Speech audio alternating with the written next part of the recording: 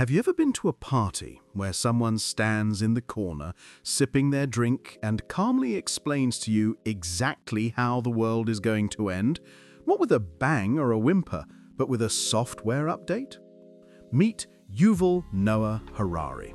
He's the history professor who became a global rock star intellectual, a regular at the World Economic Forum in Davos, where he whispers sweet nothings about human obsolescence into the ears of billionaires and presidents. His first book, Sapiens, told us how we, a bunch of anxious apes, conquered the world by believing in shared fictions like gods, money, and nations. His follow-up, Homo Deus, is the sequel. And like all good sequels, it's bigger, darker, and the special effects are mind-blowing. It asks a simple, terrifying question. Now that we're in charge, what shall we do with ourselves? The answer, it turns out, is that we're going to try and turn ourselves into gods.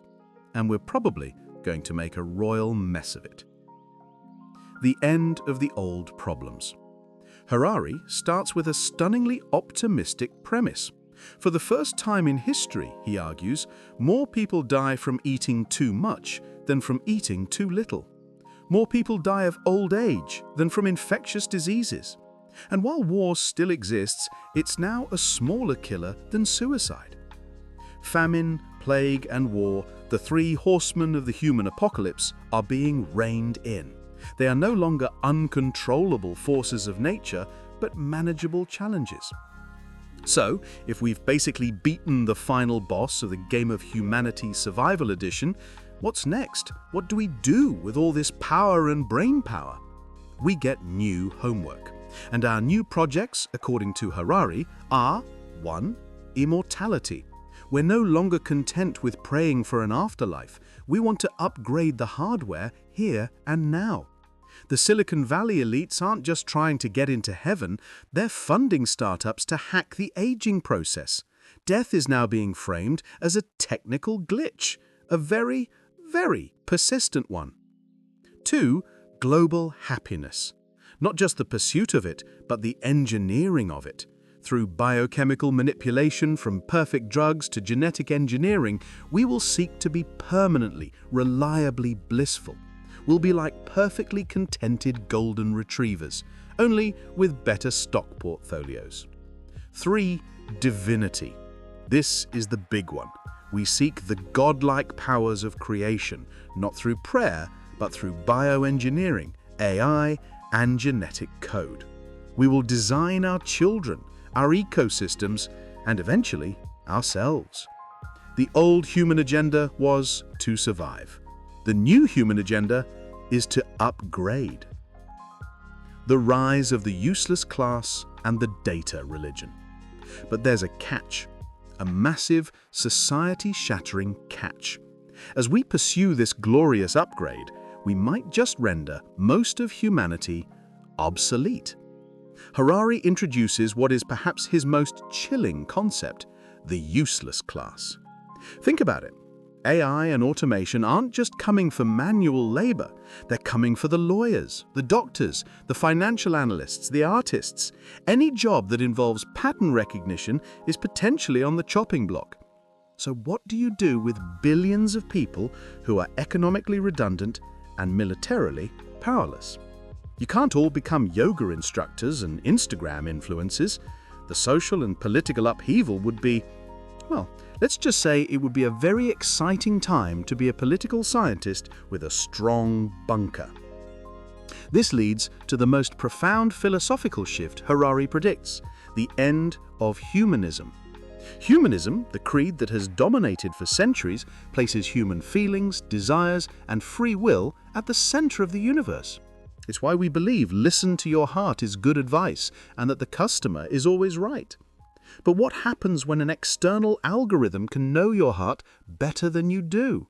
When Amazon knows what you want before you want it, and a biometric sensor knows you're falling in love before you've even formed the thought?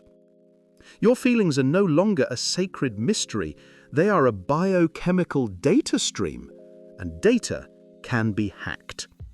This gives rise to what Harari calls Dataism. It's the new potential dominant worldview.